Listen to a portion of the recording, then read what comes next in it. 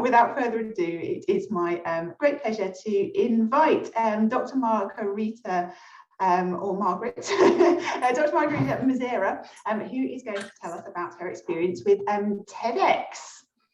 Yes, thank you very much. Thank you for inviting me here, well, for the introduction and for inviting me here. It's a great pleasure to talk to you about this event that we have organized. Let me see if I can share my screen. You should see this. Hopefully, yes, I see you're nodding. Okay, so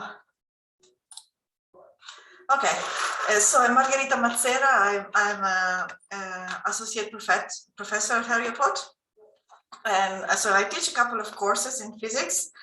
And one of these courses is a third-year lab, and this is what triggered the event that I'm going to speak about today.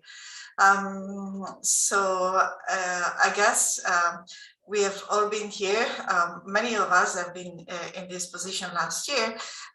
We had to reinvent the course due to the pandemic. And so the university had decided to go for a blended learning approach. And so we had to reorganize the course to make it flexible to make the experiments possible for both a semester fully in the lab, but also the possibility of going fully remotely.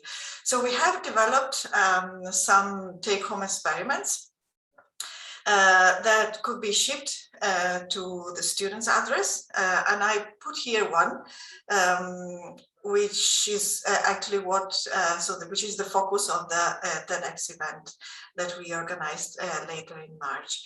So we found online on the public laboratory website, that is a website I think managed by CERN, a template to build a spectrometer with some very easy, easy and really off-the-shelf items like resistors and LEDs. We put together a kit that could be shipped to the students to build their own device. So this was, let's say, the first ingredient of the engagement event that we organized. But there are other two ingredients. So the second is the fact that I was a speaker of a TEDx Cesena event back in 2018. And I have remained in contact with the organizing team, and eventually this year I joined the organizing team. And so this, of course, gave me some insight. So because I was organizing a part of the course team and also part of the TEDx Cesena organizing team, I had both points of view for the organization of a possible joint engagement event. So this event is quite small. The city is quite small, but it's the team is quite famous to be quite innovative. In Italy, they organize quite some peculiar events. One of these is the third ingredient of our joint event, that is this format that they are organizing from time to time, several times a year, in fact, that they call TEDx Adventure. This type of event is very different than what we normally think. What we normally picture when we think about a TED event. So it's not a bunch of speakers like speaking from a stage to a wide audience. These are smaller events involving a few tens of people who have to do something. So they are taken to places and they have to actively participate to some sort of activities. Here, what I show here is a visit to an hyperbaric chamber at the local hospital. So all this together, all these ingredients together allowed us to organize this engagement event that is this adventure event that we call the Secrets of Light. And the reason is that we shipped at home to the participants. So it was, I have to say, this was towards the end of the second lockdown in Italy. So we shipped at home to the participants the same exact kits that we had prepared for our students. And on the day of the 6th of March, the event took place, and in which the audience did build their devices with some help from the tutor. So I copied here the schedule of the event that we developed. So of course there was a short introduction of the format of both the TEDx Cesena team and the TEDx Adventure format. We had prepared in advance a short video from the third year lab, showing the lab and also the reasoning and the development of the process of developing the take-home kits for the student. And then I gave a short introduction about the experiment itself. So I explained the working principle of the spectrometer and how and when it is used in human life. And finally, the core of the event was the fact that the audience was divided into smaller breakout rooms, all supervised by one tutor that I had trained in advance. So we had, I think, about 6 breakout rooms with 6 tutors and 5-6 participants per room. And we gave them 60 minutes to build their own device. At the end of the 60 minutes, so this was very efficient, I have to say. They all had their devices ready by then.